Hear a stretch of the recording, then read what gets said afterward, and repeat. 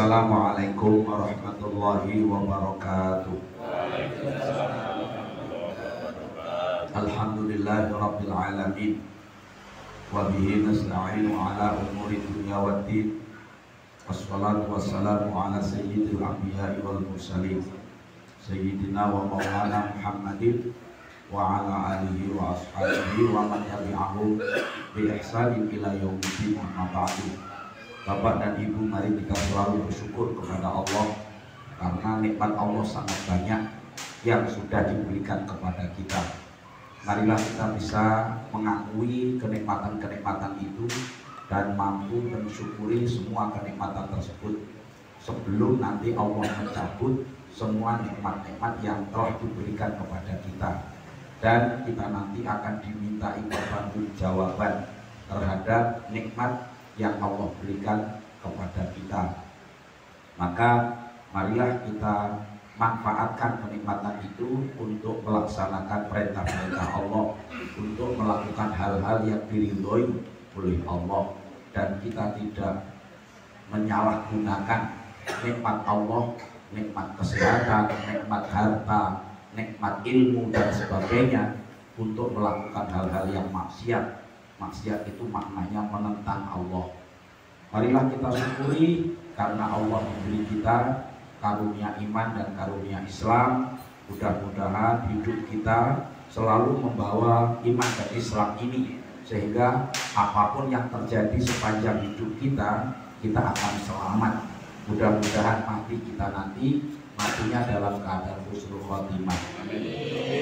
Kita akan lanjutkan ngaji kita surat An-Nisa. Kita mulai dari ayat 130. Kita akan baca bersama-sama surat An-Nisa ayat 130 sampai dengan ayat 132. Lillahi ta'ala wa syafa'ati Rasulillah sallallahu alaihi wasallam. Al-Fatihah. A'udzu billahi minasy syaithanir rajim. Bismillahirrahmanirrahim. Alhamdulillahi rabbil alamin. Ar-Rahmanir Rahim. Maliki yaumiddin. Iyyaka na'budu wa iyyaka nasta'in. Ihdinas siratal mustaqim. Siratal ladzina an'amta 'alaihim ghairil maghdubi 'alaihim waladdallin.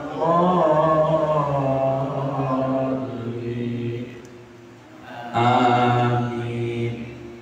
A'udzu billahi minasy syaithanir rajim. Wa in yatafarraqa yughnillahu kullan min sa'atihi wa kana Allahu wasi'an hakima. Walillahi ma fis samawati wa ma fil ardh. Wa laqad wassayna alladhina utul kitaba min qablikum wa iyyakum an ittaqullah. Wa in takfuru fa inna lillahi ma fis samawati wa ma fil ardh. Wa kana Allahu ghaniyyan 'hamida. Walillahi ma fis samawati wa ma fil ardh. Wa kafa billahi wakila. Shadaqallahul azim. Bismillahirrahmanirrahim. Wa iyatafarraqa yughnillahu kullam min sa'ati.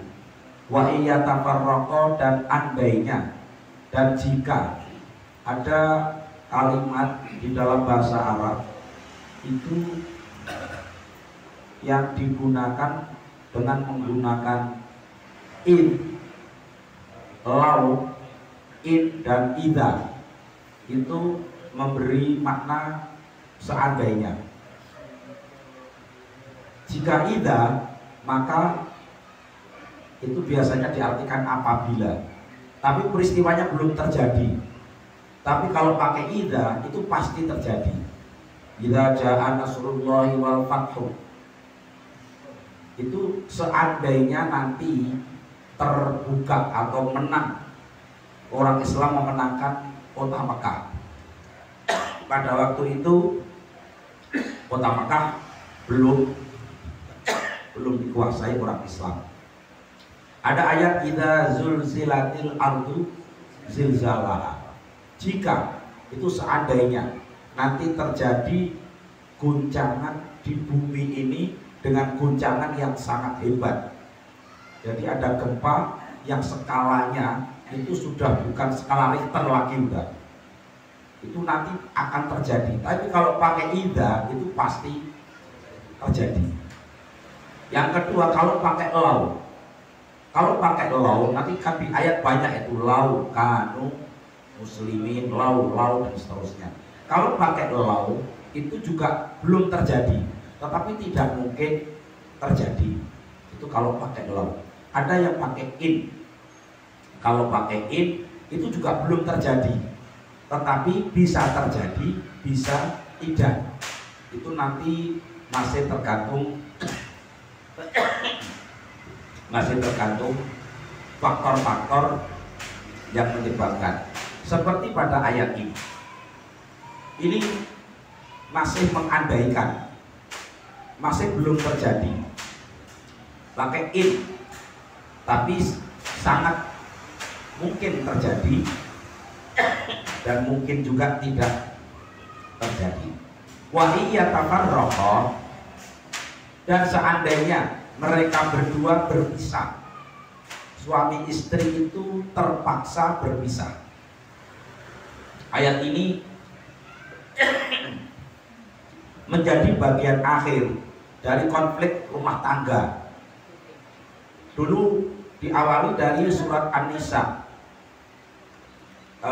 di ayat berapa itu? Yang Ar-Rijalu ayat 30. Ada konflik yang disebabkan oleh istri yang tidak memenuhi tugas, istri yang tidak melaksanakan kewajibannya, nusus dari pihak istri. Allah membimbing bagaimana caranya suami memperlakukan istri yang nusus. Lalu kemarin ayat 128, jika yang nusus sekarang suami tidak melaksanakan kewajiban-kewajibannya. Suami jarang pulang ke rumah, sampai rumah gak mau senyum, disuruh makan katanya kenyang. Pokoknya suami nusus, suami tidak melaksanakan tugas bagaimana mestinya. Itu dilaksanakan dibimbing oleh Allah di dalam ayat 128. Lalu ayat kemarin 129 itu apabila seorang suami sudah merasa tidak ada kasih sayang sama sekali kepada istrinya.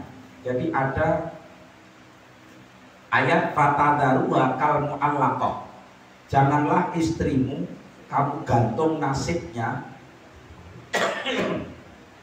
dia seperti barang yang digantung. Kal mu'allaqah itu seperti sesuatu yang digantung, jadi tidak di bawah, nggak di atas, statusnya tidak jomblo dan tidak menikah, nggak jelas. Nah, sampai dengan ayat ini, apabila segala proses sudah ditempuh dan tidak menemukan hasil, rumah tangga itu seharusnya menghasilkan sakinah, mawaddah, warahmah. Suami istri itu seharusnya ada rasa kangen, ada rasa ingin memperhatikan, ada rasa ingin melihat pasangannya.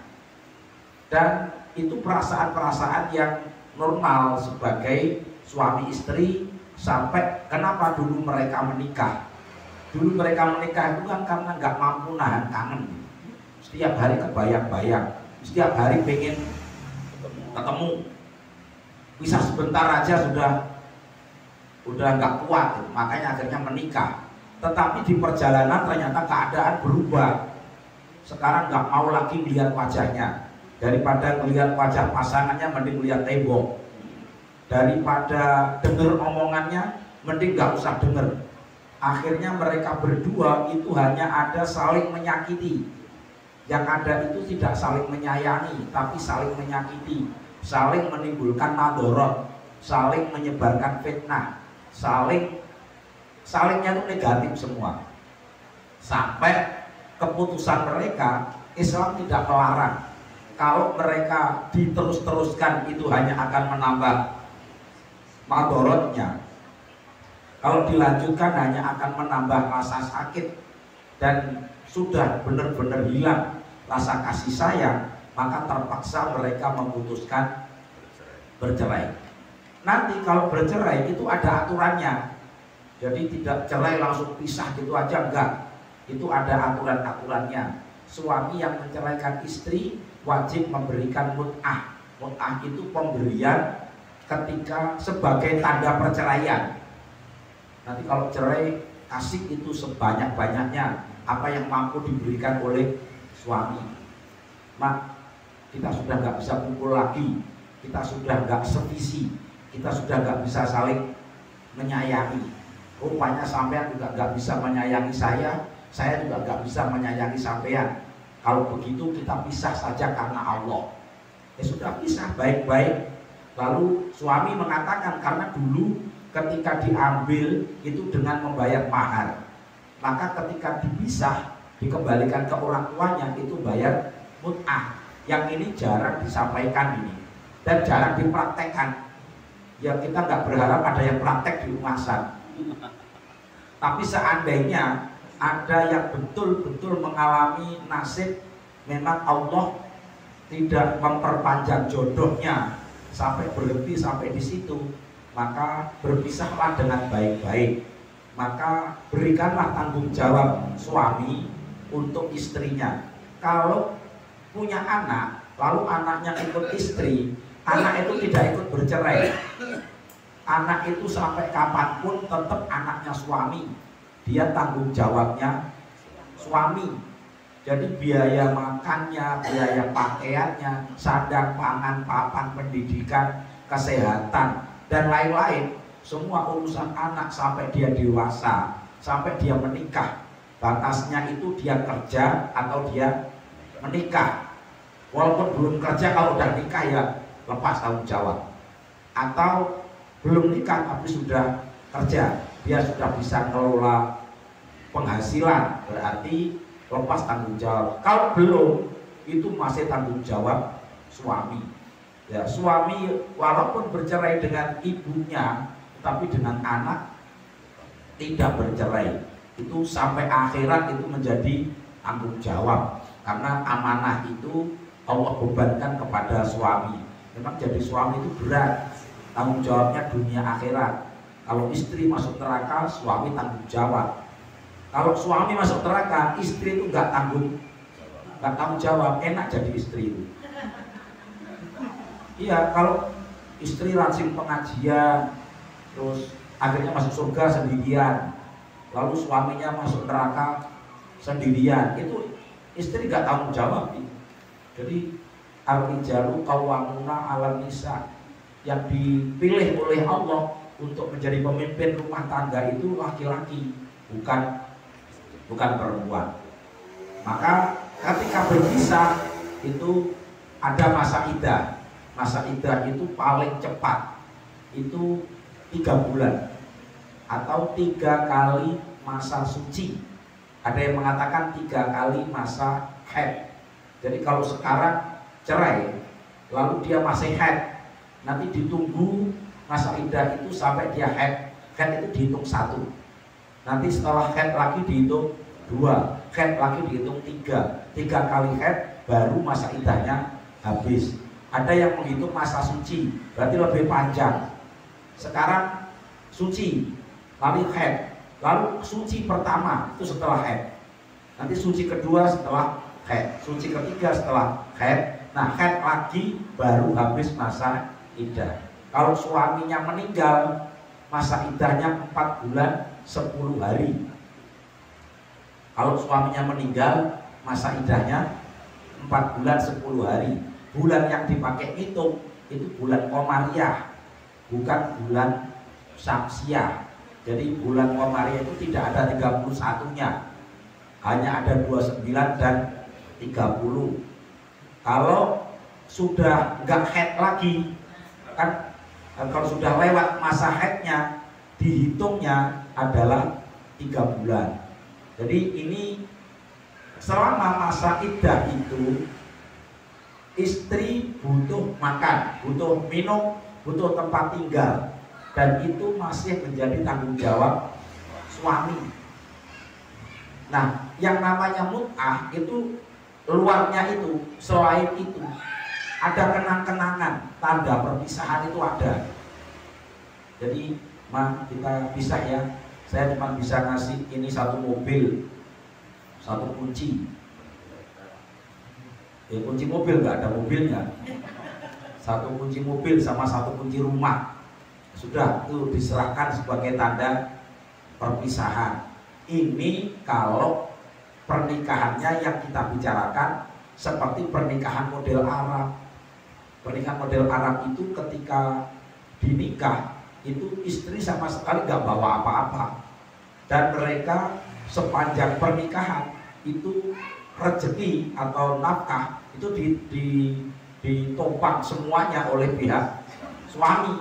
Nah, ketika adat yang berlaku di Indonesia, menikah sama-sama nol, kemudian bekerja bareng-bareng, ngontrak di bedeng bareng, pindah ke kos-kosan bareng, ngontrak rumah kecil bareng, terus beli rumah belum finishing bareng, hanya dilepo bareng-bareng, dipasangi atap bareng, itu beda lagi urusannya. Jadi tidak cukup hanya dengan memberikan seperti tadi, masih ada yang namanya perhitungan gonogini. Jadi kalau di pernikahan model Arab itu nggak ada gonogini, karena harta itu semuanya milik laki-laki. Tapi memang pernikahan model Indonesia itu tidak persis sama, ada budaya yang berbeda. Nah, tetapi intinya ayat ini berbicara tentang perceraian. Jadi Islam membolehkan jika tidak ketemu jalan untuk mendapatkan kebahagiaan dalam rumah tangga, nggak ada saling merindukan, nggak ada saling memperhatikan, nggak ada saling menyayangi, dan mereka yang ada itu sebel, lihat wajahnya tuh enek, bau, badannya itu udah nggak kuat, udah denger omongannya tuh kayak petir rasanya. Terus pokoknya masuk rumah tuh kayak masuk neraka rasanya. Hawanya tuh pengen pergi aja. Nah, kalau sudah begitu, maka cerai itu lebih baik. Walaupun Allah tidak suka, tapi Allah menghalalkan. Jadi abghadul halali indallahi at-talaq. Barang halal yang dibenci oleh Allah itu adalah perceraian. Itu halal, tapi Allah benci, itu adalah perceraian. Dalam sebuah pernikahan, perceraian itu adalah alternatif yang paling buruk, tapi boleh, itu sah gitu. Jadi tidak berdosa jika bercerai. Maka ada aturan-aturan perceraian. Jika aturan-aturan perceraian sudah dilaksanakan, semuanya sudah jelas, dan masing-masing ingin mendapatkan kebahagiaan dengan cara sendiri-sendiri, maka wa iya tafarraqa, jika mereka memutuskan berpisah, yughnillahu, Allah akan memberi kecukupan, memberi kekayaan kullan kepada masing-masing min sa'atihi, dari kekayaannya Allah, dari maha luasnya pemberian Allah.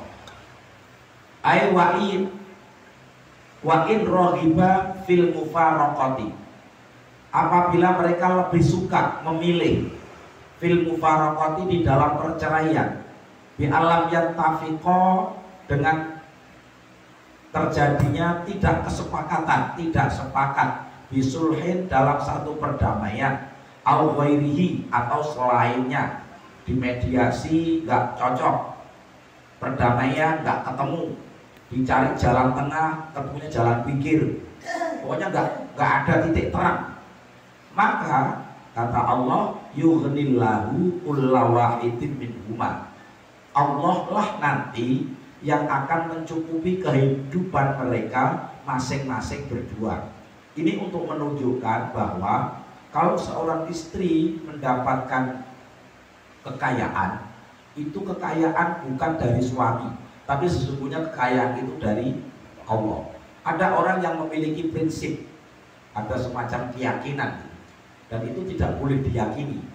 Jadi kalau berjodoh sama si A, maka rezekinya mudah. Jadi si A itu penyebab datangnya rezeki, sementara si B itu penyebab terhambatnya rezeki. Dulu kalau nikah sama dia rezekinya lancar, kalau nikah sama dia rezekinya seret.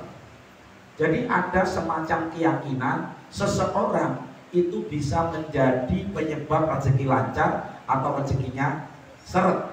Dan ini yang tidak boleh diyakini. Ayat ini menekankan itu. Tidak usah khawatir kalau mereka bercerai. Suami bisa makan bukan karena istri, dan istri bisa makan bukan karena suami, tapi masing-masing bisa makan itu karena Allah. Sehingga kalau mereka bercerai, tidak ada urusannya dengan rezeki seret dan rezeki lancar. Itu semua Allah yang ngatur. Jika mereka sudah memutuskan perceraian setelah melalui prosedur yang panjang, yang tidak ketemu titik terang dan tidak mungkin untuk hidup bersama lagi, lalu bercerai, maka Allah berjanji masing-masing akan dicukupi. Ini maknanya perceraian mereka dengan cara yang benar. Nanti kan ada itu perceraian yang caranya tidak benar. Kula wahidin minhuma an sahibihi, masing-masing dari keduanya dari pasangannya.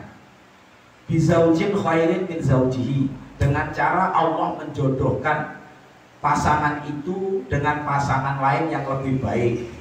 Ternyata yang laki-laki ketemu perempuan, perempuannya sekarang jauh lebih baik dan dia bisa membangun rumah tangga yang lebih bahagia.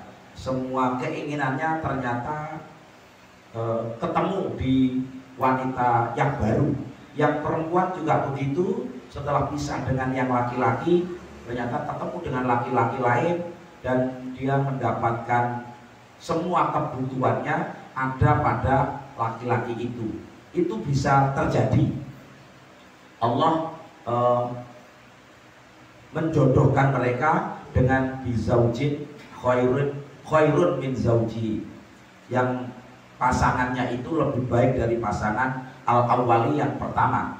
Ya'ishu ahna'u min aishihil awal, dan hidupnya itu lebih tentram, lebih damai min aishihil awal dibandingkan dengan kehidupan yang pertama. Min ghinahi ta'ala, dari kekayaan atau kecukupannya Allah Ta'ala, wa qudratihi, dan kekuasaannya Allah Ta'ala. Jadi cerai itu tidak berdosa kalau cerainya dilakukan dengan baik-baik, tidak memutus persaudaraan, hanya memutus hukum pernikahan. Yang diputus itu hanya hukum pernikahannya, tapi persaudaraannya enggak putus, tetap bisa saling menyapa. Kedua keluarga besar tetap bersaudara, walaupun nanti hal-hal yang misalnya mertua menyentuh menantu itu kan gak batal.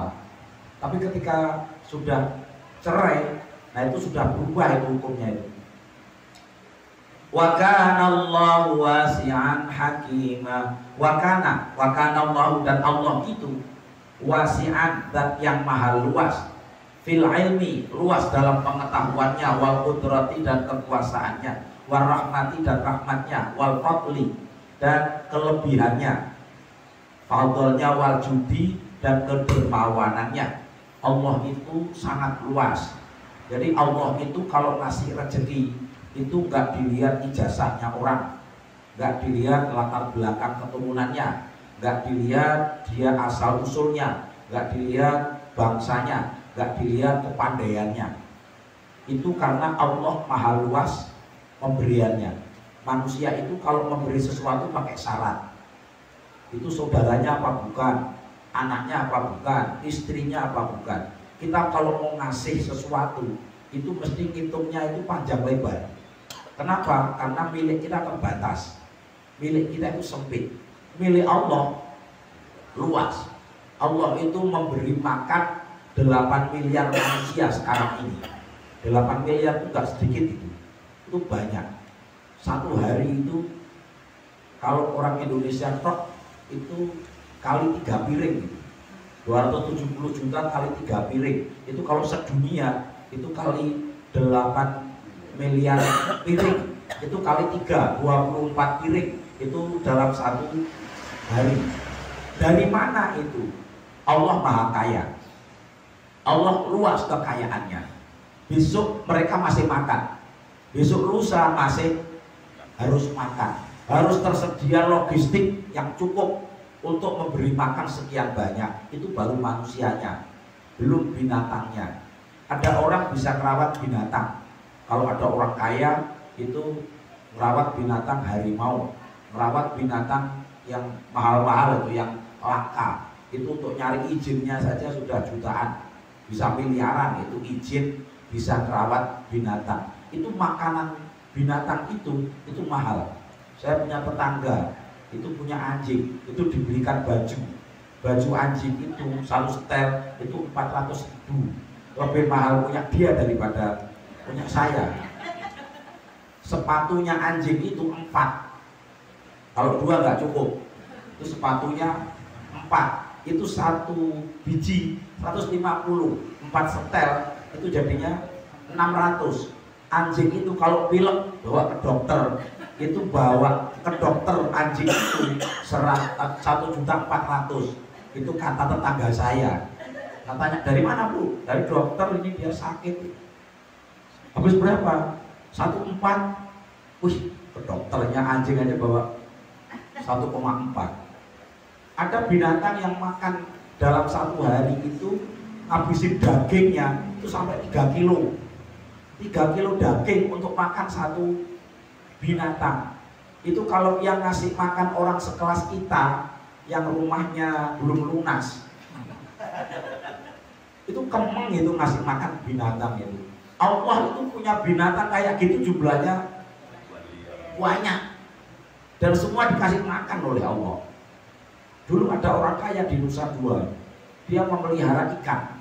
Ikan itu tidak bisa hidup kalau airnya pakai air pump, tidak bisa hidup kalau pakai air biasa. Air isi ulang itu nggak mau. Jadi airnya itu harus air yang air mineral itu disuling, masih disuling. Kalau enggak mati itu ikannya. Jadi untuk ngurus ikan saja itu sulitnya kayak gitu, mahalnya kayak gitu. Nah Allah itu punya ikan kayak gitu banyak. Itu betapa kayanya Allah itu. Jadi kalau ada orang pengen dapat fasilitas bantuan lalu mendekati orang kaya itu rugi.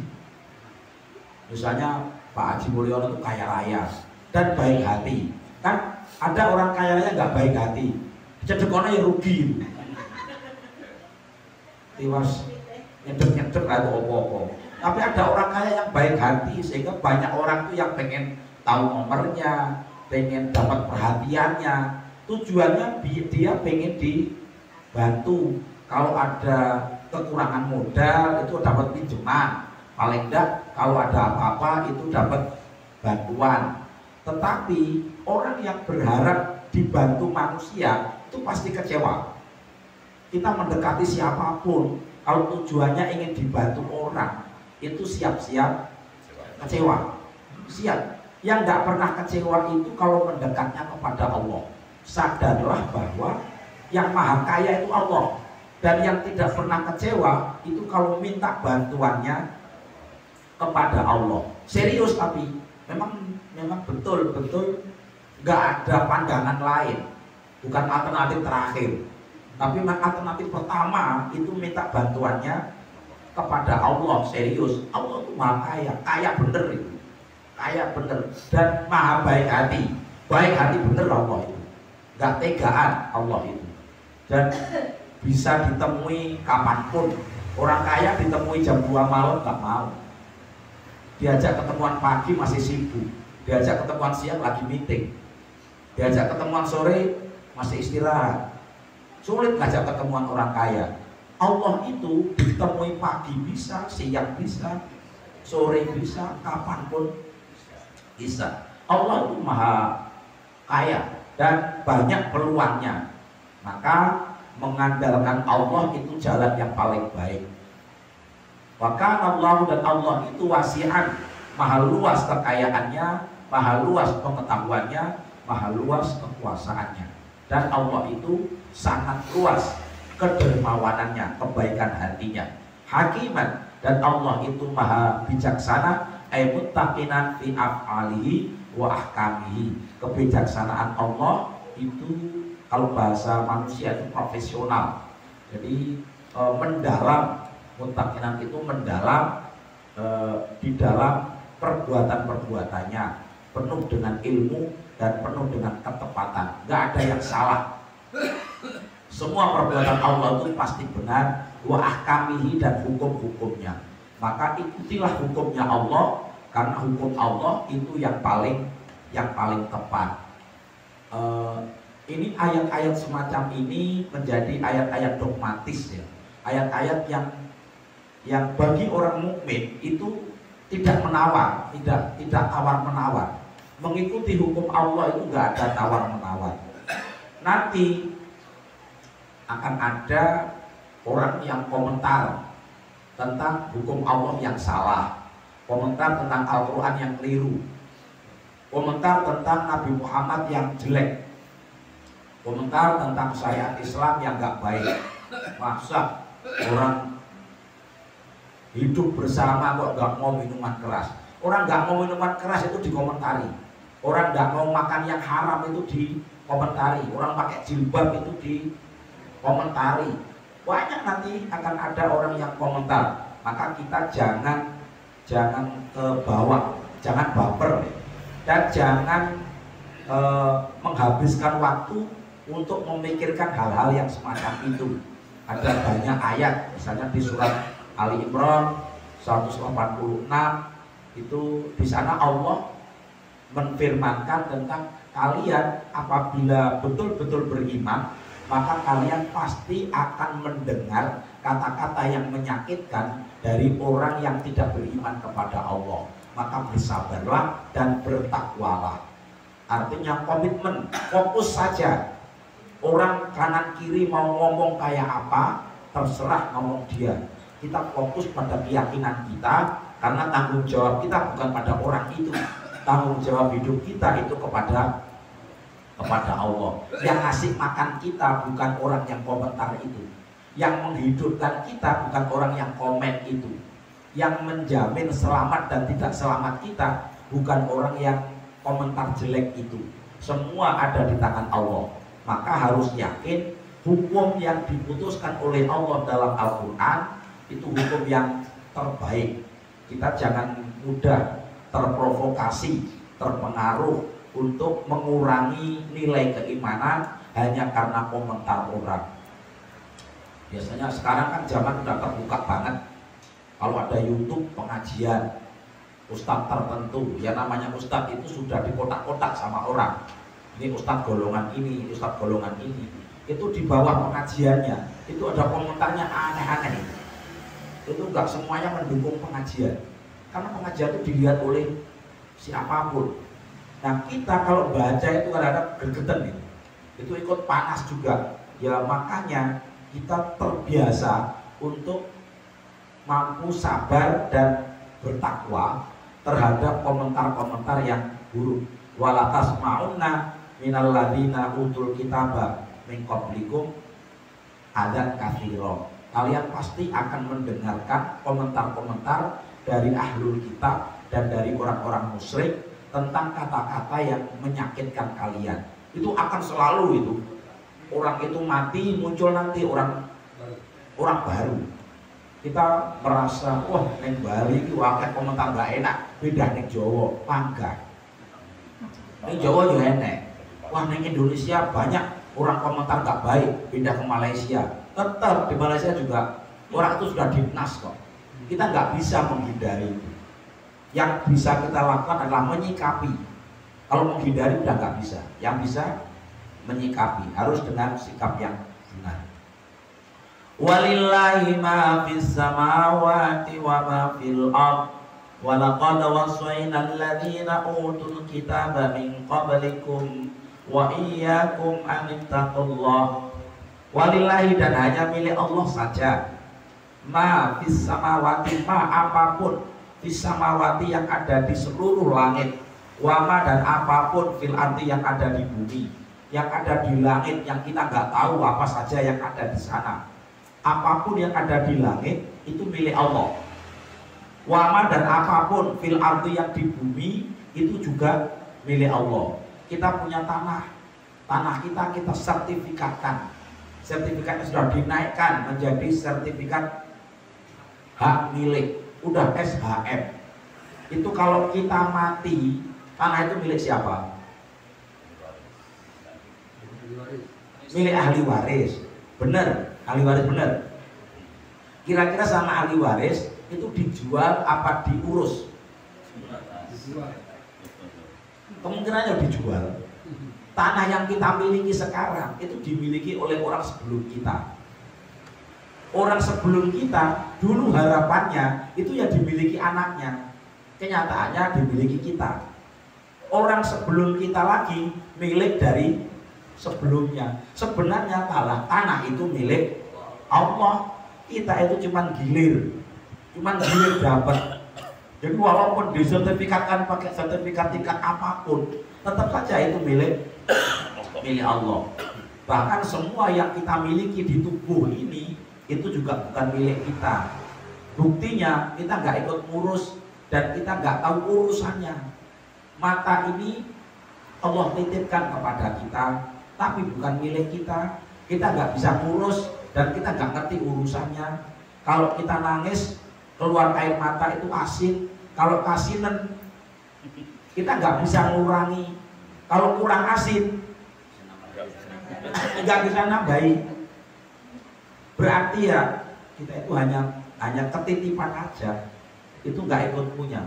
Maka hanya milik Allah apapun yang ada di langit dan apapun yang ada di bumi, minal maujudati, dari apapun yang ada, minal kholaiki, dari semua makhluk, wal khazaini, dan semua perbendaharaan, artinya semua yang wujud, fihima, di dalam langit dan bumi.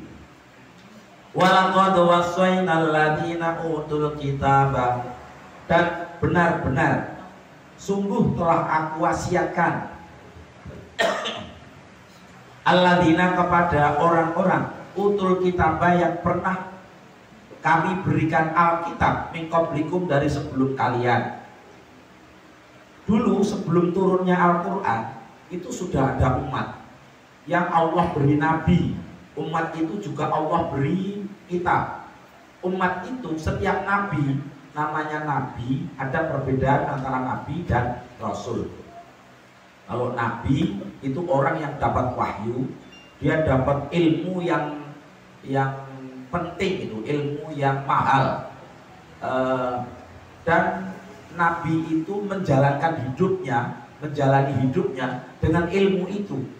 Tetapi kalau hanya nabi itu tidak diperintahkan menyebarluaskan ilmu itu. Itu namanya nabi. Yang kedua, rasul. Rasul itu dapat ilmu kayak nabi, dapat wahyu, dan menjalani hidup sesuai dengan wahyu itu. Tetapi rasul itu wajib menyebarluaskan, wajib melakukan tabligh, menyebarluaskan ajaran itu kepada orang lain. Terserah orang lain mau ikut apa enggak ikut, yang wajib dilakukan adalah berdakwah, menyebarluaskan. Yang disampaikan semua nabi itu sama. Jadi Nabi Adam, Nabi Idris, Nabi Nuh, Nabi Hud itu sama. Para nabi itu mengajarkan bahwa kita hidup ini ada yang menghidupkan, dan yang menghidupkan kita itu adalah Allah. Dan kita hidup ini cuma sementara. Maka dunia itu mau kita bilang umur panjang, itu cuma sebentar sebenarnya. dibanding dengan kehidupan akhirat. Dunia itu tempat yang sempit. Kalau pengen tempat yang luas itu nanti di akhirat. Dunia itu tempat yang pendek. Kalau pengen yang panjang itu nanti di akhirat. Maka semua nabi mengajarkan akhirat. Maka pada ayat ini Allah menegaskan walaqad wasainal ladzina utul kitaba min qablikum, kepada para kaum, para umat yang hidup sebelum kalian, yang mereka juga sudah punya pegangan Alkitab. Kami, kata Allah, sudah mewasiatkan, sudah memberi pesan, wa iyyakum, dan kepada kalian umat Islam, umat Muhammad, anittaqullah, pesannya satu, yaitu hendaklah kalian bertakwa kepada Allah. Hiduplah dengan cara nurut sama Allah, jangan nurut hawa nafsu, jangan nuruti hitung-hitungan akal kita, jangan nuruti hitung-hitungan atau komentar teman kita. Jangan hidup untuk manusia, tapi nurutlah sama Allah. Kalau Allah perintah, jalankan. Kalau Allah melarang, jauhi. Itu namanya takwa. Walaupun untuk menjalankan perintah itu kadang-kadang bertentangan dengan hawa nafsu kita. Lagi ngantuk-ngantuknya suruh sholat subuh, lagi capek-capeknya suruh sholat duhur, lagi rame-ramenya toko suruh ninggal. Nanti akan banyak. Nanti bulan Ramadan lagi rame-ramenya tamu di hotel, lagi rame-ramenya dagangan, kita nggak boleh makan, nggak boleh minum. Akhirnya orang yang nggak Islam bergas, kerjaannya dapat banyak. Orang Islam lemes karena lagi puasa. Itu sepertinya bertentangan. Tetapi karena itu perintah Allah, pasti baikan kita daripada mereka. Tahunya kapan? Tahunya nanti. Tahunya itu kalau sudah perhitungan, sudah tutup buku. Jadi laba itu hanya diketahui kalau sudah tutup buku. Sekarang ini kan masih sama-sama proses, masih sama-sama jalan. Orang yang jaya sekarang itu bisa kita bilang, oh dia itu jaya. Kan sekarang, besok belum tentu. Dia itu loh berkuasa. Berkuasa kan sekarang, besok belum tentu. Banyak orang yang sekarang kekuasaannya begitu hebat. Dia pimpinan perusahaan, semua yang menghadap kepada beliau itu menundukkan kepala. Gak ada yang berani membantah. Begitu beliau pensiun, gak ada lagi orang yang menundukkan kepala. Gak ada lagi orang yang nurut perintahnya. Orangnya masih hidup, tapi begitu pensiun semuanya sudah selesai. Jadi kita lebih meyakini programnya Allah bahwa hidup ini masih tempat untuk berusaha, bukan tempat untuk memetik hasil. Memetik hasil itu nanti di akhirat. Sekarang itu masa perjuangan. Ya wajarlah kalau masa perjuangan itu isinya capek, isinya sakit, isinya sengsara. Memang namanya juga perjuangan. Walaqad amarna, kami benar-benar telah memerintahkan al-Yahuda kepada orang Yahudi wa Nasara dan Nasrani, wa man qablahum, dan kaum sebelum mereka, sebelum Yahudi Nasrani, itu umatnya Nabi Ibrahim, umatnya Nabi Nuh, umatnya Nabi Zakaria, umatnya Nabi Idris, umatnya Nabi Adam, dan seterusnya. Sudah kami perintahkan minal umami, dari seluruh umat, wa amarnakum, dan aku perintahkan kepada kalian ya umat Muhammadin, wahai umat Muhammad, di kitabikum, dalam kitab kalian ini, bitaatillahi, untuk senantiasa mentaati Allah, wahya wasiyatullahi fil awalin, takwa ini merupakan wasiat Allah untuk kaum di masa dahulu, masa-masa awalin, wal akhirin, dan untuk kaum di masa yang nanti. Jadi setiap kaum itu dapat pesan dari Allah agar kaum itu senantiasa mentaati Allah. Itu pesan yang selalu disampaikan. Kerjakanlah yang baik, tinggalkanlah yang buruk. Itu menjadi pesan umum untuk semua kaum, untuk semua zaman. Fahiyya syari'atun ammatun. Maka perintah takwa itu adalah syariat umum li jami'il umami, untuk seluruh umat. Lam yalhaqha nusakhun, yang belum pernah dilakukan atau belum pernah terjadi penghapusan, belum pernah ada revisi tentang wasiat takwa. Wa in takfuru, jika kalian ingkar, jika kalian gak manut, kan boleh saja disuruh sholat gak sholat, disuruh puasa gak puasa, disuruh zakat gak zakat. Apakah Allah cabut fasilitasnya? Enggak. Allah enggak cabut fasilitasnya. Allah teruskan, dibiarkan hidupnya. Jarno yang sesuai mati dewi. Tetap dia hidup itu. Tetap dia bisa bernapas, tetap dapat matahari. Tetap Allah kasih rizki. Tetapi Allah berfirman, fa'inna, diulangi lagi, kalau kalian ingkar, kalian enggak nurut, maka sesungguhnya fa'inna lillahi ma fis samawati wa ma fil ard, maka sesungguhnya hanya milik Allah sajalah apa yang ada di langit dan ada di bumi. Berarti yang kamu tinggali itu buminya siapa? Yang kamu makan itu rezeki dari siapa? Yang kamu hirup itu udaranya siapa? Itu semua milik Allah. Allah dalam ayat ini hanya mengingatkan untuk orang itu menyadari dengan akalnya, menyadari dengan pikirannya. Apa yang pantas orang itu tidak mentaati Allah, padahal dia tinggal di bumi miliknya Allah, dia makan di rezeki miliknya Allah. Beras yang menjadi nasi yang dia makan itu yang menumbuhkan hanya Allah. Itu petani Pak yang menumbuhkan. Petani cuma nanam, habis nanam tinggal pulang itu.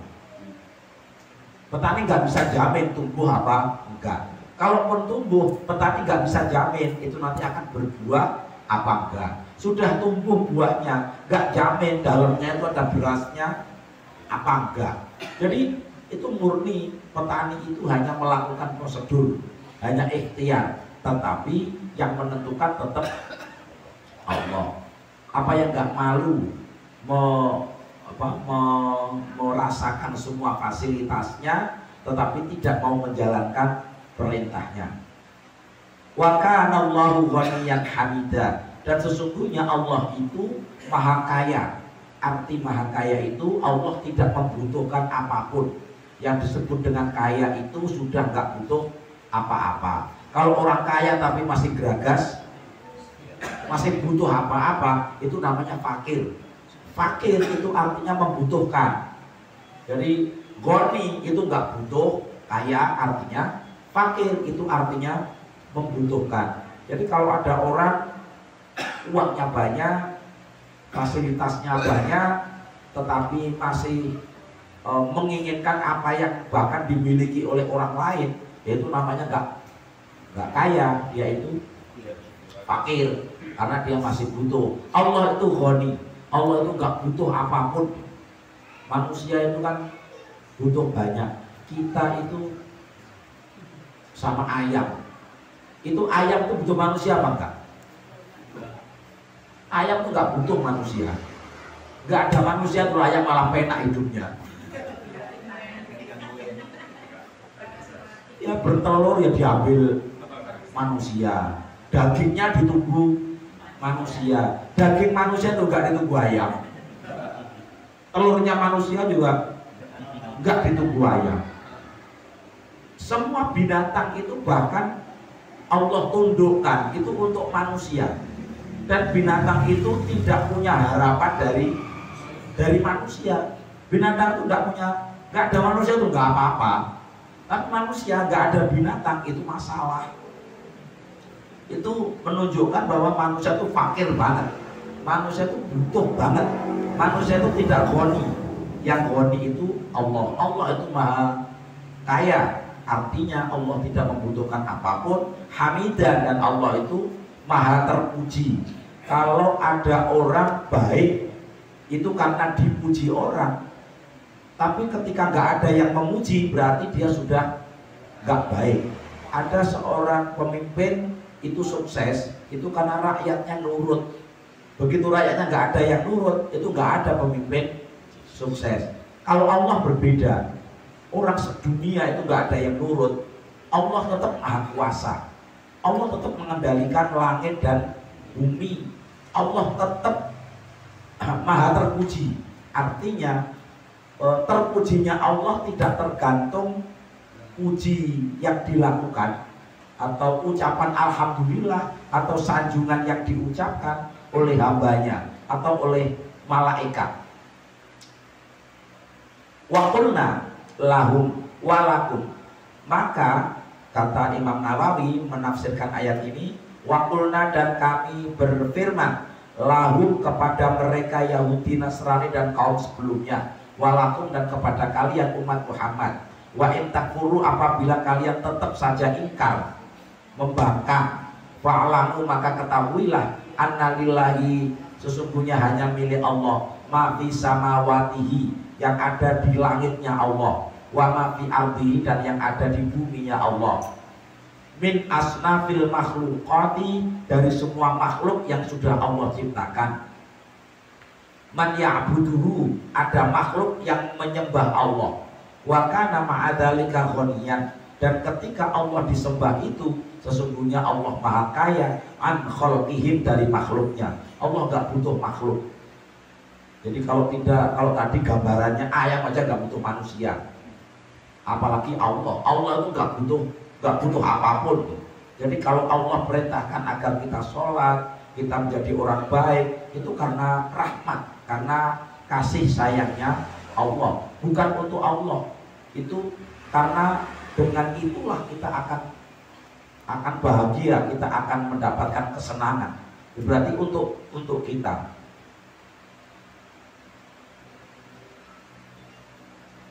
Wa an ibadatihim, dan dari peribadatan, dan dari hamba-hamba, dan dari peribadatan hamba-hamba itu. Wa mustahiqon, dan Allah itu berhak untuk mendapatkan peribadatan hamba-hamba tersebut. Allah yang bikin, Allah yang atur, Allah yang mengelola.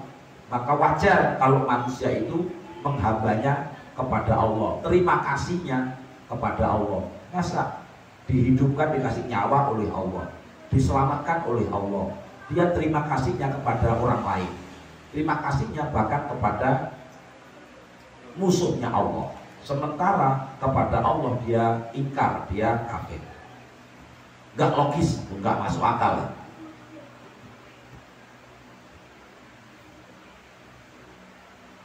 Li ayyahmada likathrati ni'amihi, dan hendaklah hamba itu memuji karena banyaknya nikmat Allah. Wa illam yuhmad, dan jika Allah tidak dipuji, wa illam yahmadhu ahadun, jika tidak seorang pun mau memujinya, minhum, dari manusia itu, fahuwa ta'ala fi dzatihi mahmudun, Allah tetaplah maha terpuji, Allah tetap terpuji. Jadi tidak berubah menjadi tercela, tetap Allah itu terpuji walaupun gak ada yang memujinya. Sawaun hamiduhu aulam yahmadu, aulam yahmaduhu, baik orang itu mau memujinya maupun orang itu tidak mau memujinya. Fala yatadarraru bikufrihim, maka tidak akan membuat sengsara bagi Allah bikufrihim, karena kekafiran manusia, wa ma'asihim, dan kemaksiatan manusia. Semua penduduk di muka bumi plus semua makhluk, semua itu maksiat kepada Allah, itu gak ngaruh pada kekuasaan Allah. Allah tetap maha kuasa. Seluruh manusia menolak hari kiamat. Aku gak percaya hari kiamat. Hari kiamat itu apa-apaan itu. Masa ada orang mati dibangkitkan kembali? Itu tidak merubah rencana Allah. Tidak bakalan, oh karena semua orang nolak hari kiamat, kiamat tak batalkan. Gak jadi. Surga dibubraine, nggak jadi, neraka nggak jadi, karena orang nggak ada yang percaya. Mau percaya mau nggak percaya tetap dilaksanakan. Surga tetap dilaksanakan, neraka tetap dilaksanakan. Semua yang sudah Allah tetapkan tetap akan berlaku. Itu haknya Allah dan itu sudah dijanjikan oleh Allah.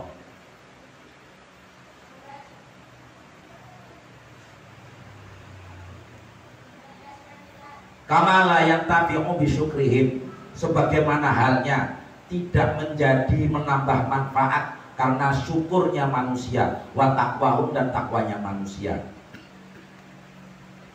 Wa innama wasahum bittaqwa, hanya saja ketika Allah mewasiatkan manusia untuk bertakwa, li rahmatihi, karena rahmatnya Allah, lali hajatihi, bukan karena kebutuhan Allah. Bahwa munazzahun an ta'atil muti'in, Allah itu maha suci, terlepas dari kebutuhan untuk ditaati oleh orang-orang yang mentaati. Wa andunu bil mudnibin, dan Allah terlepas, tidak ada pengaruhnya dari dosa-dosanya orang yang berbuat dosa. Fala yazdadu jalaluhu bitaat, keagungan Allah itu tidak menjadi bertambah karena banyaknya orang taat.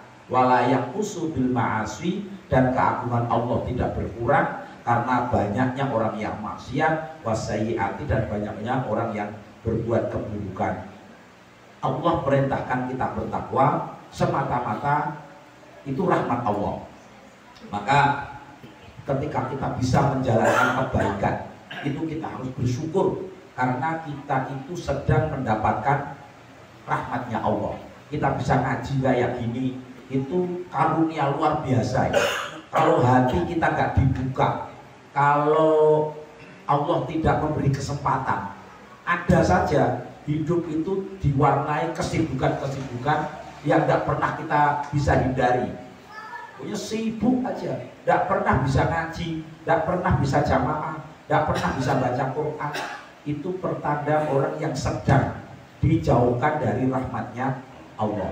Maka bersyukurlah kita mendapatkan rahmat Allah, dan mudah-mudahan rahmat semacam ini tidak pernah berhenti dalam hidup kita, sehingga kita selalu menjadi orang yang bertakwa dan kita menjalani hidup dalam ketakwaan itu semata-mata investasi kita untuk hidup kita di akhirat kelak. Demikian Bapak dan Ibu, mohon maaf ini suara saya lagi saling suara.